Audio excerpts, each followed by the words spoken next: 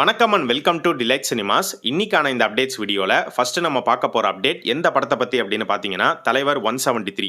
இப்போ தான் ரீசெண்டாக ப்ராஜெக்டை அஃபிஷியலாக அனௌன்ஸ்மெண்ட் பண்ணியிருந்தாங்க. சுந்தர் சி டைரக்ட் பண்ண போகிறாரு அப்படின்னு சொல்லியிருந்தாங்க.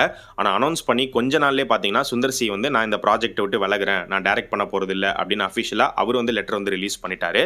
இதை பற்றி ப்ரொடியூசரான உலகநாயகன் கமல்ஹாசன் அவர்கிட்ட ப்ரெஸ் கேட்கும்போது அவர் என்ன சொல்லியிருக்காரு அப்படின்னு பார்த்தீங்கன்னா, நான் வந்து ஒரு இன்வெஸ்டர், ஒரு ப்ரொடியூசர், என்னுடைய ஹீரோக்கு கதை பிடிக்கிற வரைக்கும் நம்ம கதை கேட்டுக்கிட்டே இருப்போம் அப்படிங்கிற மாதிரி அவர் பதில் கொடுத்திருக்காரு. ஸோ அவருடைய பதிலில் நம்மளால தெளிவாக புரிஞ்சிக்க முடியுது. சூப்பர் ஸ்டார் ரஜினிகாந்துக்கு சுந்தர் சி சொன்ன கதை வந்து பிடிக்கல, சாட்டிஸ்ஃபைடா இல்லை, அதனால தான் சுந்தர் சி விலகிட்டார் அப்படின்னு. அதே சமயம் ஹீரோக்கு கதை பிடிக்கிற வரைக்கும் கேட்போம் அப்படின்னா, அப்போ ஹீரோக்கு கதை பிடிக்காமலே எதுக்காக இந்த ப்ராஜெக்டை அஃபிஷியலாக அனௌன்ஸ் பண்ணீங்க அப்படிங்கிற ஒரு கேள்வியும் இருக்கு. ஏன்னா தலைவர் 173 ப்ராஜெக்ட் வந்து இப்போ உடனே வந்து ஷூட் ஸ்டார்ட் பண்ண போற ஒரு படம் கிடையாது. ஏன்னா ஜெயிலர் 2 இன்னும் முடியல. ஜெயிலர் 2 சீக்கிரம் முடிஞ்சிடும். அதை முடிச்சுட்டு ஒரு கேப் எடுத்துட்டு தான் தலைவர் 173 வந்து ஆரம்பிப்பாங்க. எப்படியும் அடுத்த வருஷம் ஆயிடும். அடுத்த வருஷம் ஸ்டார்டிங் ஜனவரியே போயிடுவாங்கன்னு சொல்ல முடியாது. ஒரு மார்ச் ஏப்ரல் கூட வந்து ஆகலாம்.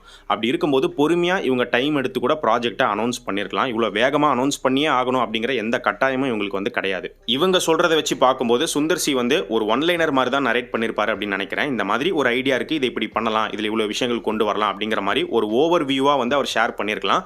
அது சூப்பர் ஸ்டாருக்கு பிடிச்சி போயிருக்கலாம். நல்லா இருக்கு, இதை டெவலப் பண்ணுங்க அப்படிங்கிற மாதிரி சொல்லி இவங்க ப்ராஜெக்டை வந்து அனௌன்ஸ் பண்ணிருக்காங்க அப்படின்னு நினைக்கிறேன்.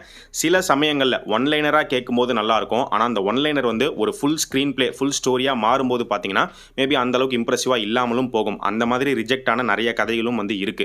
ஸோ ப்ராப்பரா ஸ்டோரி கேட்டுட்டு இதுதான் full story, full screen play, இதை தான் படமா எடுக்க போறோம், கம்ப்ளீட்லி சாட்டிஸ்ஃபைடு அப்படின்னு தெரிஞ்சதுக்கு அப்புறமா ப்ராப்பர் அனௌன்ஸ்மெண்ட் கொடுத்தாங்கன்னா வந்து நல்லா இருக்கும். ஸோ சுந்தர் சி இந்த ப்ராஜெக்ட்டை விட்டு வெளியில போனதுக்கு அப்புறமா அடுத்து இந்த தலைவர் 173 யார் டைரக்ட் பண்ண போறா அப்படிங்கிற ஒரு கேள்வி உருவாயிருக்கு. நிறைய டைரக்டர்ஸ் கிட்ட பேசிட்டு இருக்காங்க அப்படின்னு சொல்லப்படுது. அந்த வகையில் இப்போ ரீசெண்டா வந்திருக்கிற ஒரு ரூமர் என்ன அப்படின்னு பார்த்தீங்கன்னா, ஆக்டர் தனுஷ் அவர் வந்து இந்த 173 டைரக்ட் பண்றதுக்கு வாய்ப்புகள் இருக்கு. அவர் வந்து சூப்பர் ஸ்டாருக்கு ஒரு கதை வச்சிருக்காரு அப்படிங்கிற மாதிரி சொல்லப்படுது. இதே மாதிரி தான் வந்து கொஞ்ச நாளைக்கு முன்னாடி பார்த்தீங்கன்னா ஏகேவை வச்சு தனுஷ் வந்து ஒரு படம் டைரக்ட் பண்ண போறாரு, ஏகேக்கு ஒரு ஸ்டோரி வச்சிருக்காரு அப்படிங்கிற மாதிரி சொல்லப்பட்டுச்சு. ஆக்சுவலா தனுஷ் வந்து இப்போ ஒரு டைரக்டர் ஆயிட்டாரு, தொடர்ந்து படங்கள் பண்ணிட்டே வராரு. அவர்கிட்ட நிறைய கதைகள் இருக்கு, அவருடைய கதைகள்லாம் வந்து கண்டிப்பா படமாக்கப்படும் அப்படின்லாம் நம்ம ஏற்கனவே சொல்லியிருக்கோம். அது எல்லாமே உண்மைதான். பட் இந்த 173 அவர் டைரக்ட் பண்ணுவாரா அப்படின்னு கேட்டீங்கன்னா வாய்ப்புகள் வந்து ரொம்ப கம்மி தான். அது நடக்காது அப்படின்னு தான் நினைக்கிறேன். ஏன்னா தனுஷ்க்கு அடுத்தடுத்து நிறைய லைனப்ஸ் அப்படிங்கிறது இருக்கு. இது எல்லாமே வந்து ப்ரீவியஸ் கமிட்மெண்ட். இப்போ 173 போனார் அப்படின்னா இது எல்லாமே வந்து பாதிக்கப்படும், எல்லாமே வந்து டிலே ஆகும். ஸோ அப்படி பண்ண மாட்டாரு அப்படின்னு நினைக்கிறேன். பட் மேபி ஃபியூச்சர்ல தனுஷ் வந்து ஒரு பெரிய ஸ்டார், ஒரு பெரிய ஹீரோவை வச்சு இவர் வெறும் டேரக்டரா மட்டும் டைரக்ட் பண்றதுக்கு நிறைய வாய்ப்புகள் அப்படிங்கிறது இருக்கு. தனுஷோடைய D54 ப்ராஜெக்ட் எடுத்துக்கிட்டோம் அப்படின்னா இப்போ இந்த மந்த் எண்டில் தேரே இஷ்குமே வந்து ரிலீஸ் ஆக போகுது. அந்த படம் ரிலீஸ் ஆனதுக்கு அப்புறமா D54க்கான அஃபிஷியல் அனௌன்ஸ்மெண்ட் அப்டேட் வந்து நம்ம எதிர்பார்க்கலாம் அப்படின்னு நினைக்கிறேன். ஸோ டிசம்பர்ல வரதுக்கு வாய்ப்புகள் இருக்கு. D54 அடுத்து D55 ராஜ்குமார் பெரியசாமி டைரக்ட் பண்றாரு. அந்த படத்துக்கான ஷூட்டிங் சீக்கிரமே ஸ்டார்ட் பண்ண போறாங்க. அந்த ப்ராஜெக்ட்ல பூஜா ஹெக்டே தான் வந்து ஹீரோயினா நடிக்க போறாங்க அப்படின்னு ஆரம்பத்தில் நியூஸ் வந்தது. பட் இப்போ வர நியூஸ் என்ன அப்படின்னு பாத்தீங்கன்னா, சாய் பல்லவி நடிக்கிறதுக்கு வாய்ப்புகள் இருக்கு, அவங்க கிட்ட டாக்ஸ் போயிட்டு இருக்கு அப்படிங்கிற மாதிரி சொல்லப்படுது. இந்த நியூஸ் கன்ஃபார்ம் ஆச்சு அப்படின்னா அப்ப சாய் பல்லவி வந்து ரெண்டாவது முறையா தனுஷ் கூட சேர்ந்து நடிக்கிற படமா இது இருக்கும். அதே மாதிரி ரெண்டாவது முறையா ராஜ்குமார் பெரியசாமி டைரக்ஷன்ல நடிக்கிற ஒரு படமாவும் இருக்கும். என்ன நடக்க போகுது அப்படிங்கறத வெயிட் பண்ணி பார்ப்போம். கங்குவாங்கிற படத்துக்கு அப்புறமா ஸ்டூடியோ கிரீன் என்ன ஆனாங்க, எங்க போனாங்க அப்படிங்கிறது சுத்தமா தெரியல. கங்குவாக்கு அடுத்து அவங்க தயாரிச்சிருக்கிற படம் வந்து வாவாத்தியார். ஸோ வாவாத்தியார் படத்திலையும் பார்த்தீங்கன்னா நிறைய பிரச்சனைகள், இதை பத்தி ஏற்கனவே வந்து நம்ம பேசியிருக்கோம். ஸோ ஒரு பெரிய டிலேக்கு அப்புறமா ஒரு வழியா மூவி டீம் வந்து ஒரு அனௌன்ஸ்மெண்ட் கொடுத்திருந்தாங்க, டிசம்பர் 5 இந்த படம் தியேட்டர்ஸ்க்கு வரப்போகுது அப்படின்னு. சரி, இப்போ டிசம்பர் 5க்கு பார்த்தீங்கன்னா இன்னும் கொஞ்ச நாள் தான் இருக்கு, படம் ரிலீஸ் ஆகுதா அப்படின்னு பார்க்கும்போது இப்போ ரீசெண்டா மூவி டீம் மறுபடியும் இந்த படத்தோடைய ஷூட்டிங்கை வந்து ஸ்டார்ட் பண்ணிருக்காங்க அப்படின்னு சொல்லப்படுது. என்ன ப்ரோ சொல்றீங்க, இன்னும் கொஞ்ச நாள் தான் இருக்கு இப்போ ஷூட்டிங் அப்படின்னு கேட்டீங்கன்னா, பேட்ச் ஒர்க் ஷூட்டிங் வந்து நடந்துட்டு இருக்கு. இந்த பேட்ச் ஒர்க் ஷெட்யூல்ல வந்து கார்த்தி போர்ஷன்ஸ் எதுவும் எடுக்கிற மாதிரி தெரியல. ஸோ கார்த்தி வந்து பார்த்தீங்கன்னா இன்னொரு பக்கம் மார்ஷல் படத்தில் நடிச்சிட்டு இருக்காரு. அந்த படத்தோடைய ஃபர்ஸ்ட் ஷெட்யூல் முடிச்சுட்டு இப்போ செகண்ட் ஷெட்யூல் திருச்சியில் வந்து ஸ்டார்ட் ஆகி போயிட்டு இருக்கு. அதே மாதிரி இந்த மார்ஷல் படத்தோடைய அஃபிஷியல் கிளிம்ஸ் வந்து பார்த்தீங்கன்னா டிசம்பர் அப்படி இல்லைனா ஜனவரி மந்த் நம்ம எதிர்பார்க்கலாம் அப்படிங்கிற மாதிரி சொல்லப்படுது.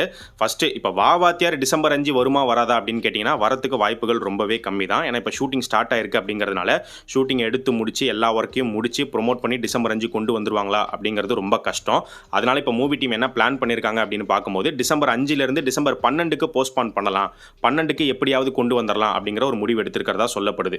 டிசம்பர் 5க்கும் 12க்கும் பெரிய கேப்லாம் கிடையாது, ஒரு வாரம் தான் வித்தியாசம். ஆனால் டிசம்பர் 12 அப்படின்னாலுமே இவங்க வந்து ரொம்ப வேகமாக முடிச்சு நெக் ஆஃப் த டைம்ல தான் படத்தை ரிலீஸ் பண்ற மாதிரி இருக்கும்.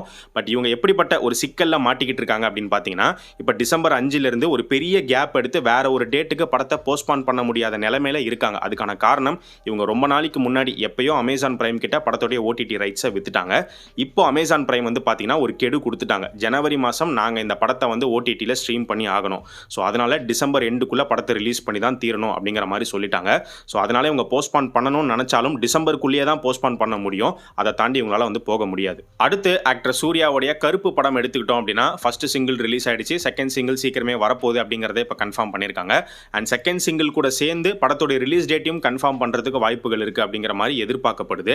அண்ட் இப்போ இந்த படத்துக்கான ஃபைனல் லெக் ஷூட்டிங் அப்படிங்கிறது நடந்துகிட்டு இருக்கு. இந்த ஃபைனல் லெக் ஷூட்டிங்கில் இப்போ சூர்யாவும் ஜாயின் பண்ணியிருக்காரு அப்படின்னு சொல்லப்படுது. ஆக்சுவலாக இந்த படத்தை பற்றி வர ஒரு நியூஸ் என்ன அப்படின்னு பார்த்தீங்கன்னா, எப்படி காந்தாரா பார்ட் 1 கிளைமேக்ஸில் ரிஷப் ஷெட்டி கிட்ட ஒரு பயங்கரமான ஒரு பெர்ஃபார்மன்ஸ் இருந்துச்சோ அதே மாதிரி ஒரு விஷயம் வந்து இந்த கருப்பு படத்துலையுமே வந்து ட்ரை பண்ணுறாங்க அப்படின்னு சொல்லப்படுது.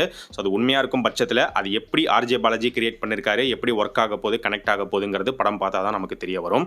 படத்தோடைய ரிலீஸ் பொறுத்த வரைக்கும் ஜனவரி மாதமே வர மாதிரி தான் பிளான் வச்சிருக்காங்க. ஜனவரி 23 அப்படிங்கிற டேட்டை ஏற்கனவே சொல்லியிருந்தோம். ஆக்சுவலாக நடுவில் பார்த்தீங்கன்னா ஜனவரி வேண்டாம், ஏப்ரல் போகலாம், ஏப்ரல் 10ஆம் தேதி அப்படிங்கிற மாதிரிலாம் நியூஸ் வந்தது.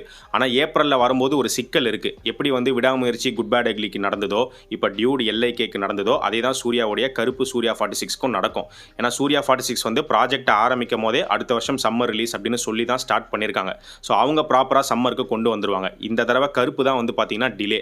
ஸோ கருப்பு ஏப்ரலுக்கு வந்ததுன்னா அப்போ ஏப்ரல் அது வந்து ஒரு மாதத்துலேயே ஒரு சின்ன கேப்லேயே சூர்யா 46 வந்து வர மாதிரி இருக்கும். அது வேண்டாம் அப்படிங்கிறதுனால இப்போ கருப்பு மூவி டீம் வந்து ஜனவரிலேயே வந்துடலாம் அப்படிங்கிற ஒரு முடிவில் இருக்கிறதா சொல்லப்படுது. சூர்யா 46க்கு அடுத்து சூர்யா 47க்கான ஒர்க் வந்து பயங்கரமாக போயிட்டு இருக்கு. ஸோ டிசம்பரில் வந்து ஷூட் ஸ்டார்ட் பண்ண போகிறாங்க. எர்ணாகுளம்ல தான் ஃபர்ஸ்ட் ஷெட்யூல் நடக்க போகுது அப்படிங்கிற ஒரு நியூஸ் வந்திருக்கு.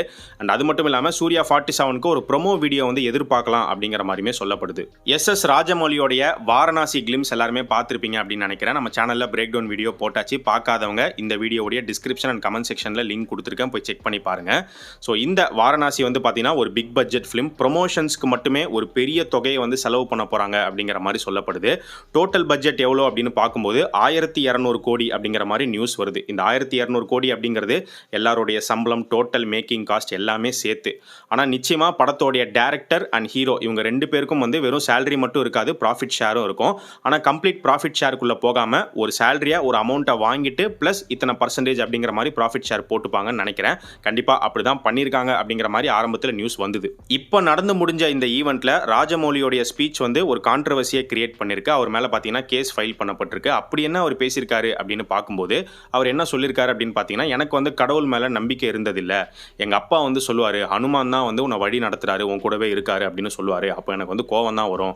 அதே மாதிரி என் ஒய்ஃபும் வந்து பார்த்தீங்கன்னா ஹனுமானுடைய ஒரு மிகப்பெரிய பக்தர். அவங்க ஹனுமான் கிட்ட ஃப்ரெண்டு மாதிரிலாம் வந்து பேசுவாங்க. அப்பயும் நான் அவங்கள பார்த்து வந்து கோவப்பட்டிருக்கேன் அப்படிங்கிற மாதிரி ஒரு ஸ்டேட்மெண்ட் வந்து அவர் சொல்லியிருந்தாரு. இப்போ அதை தான் வந்து பார்த்தீங்கன்னா ஒரு கான்ட்ரவர்சியாக வந்து பார்க்கப்படுது.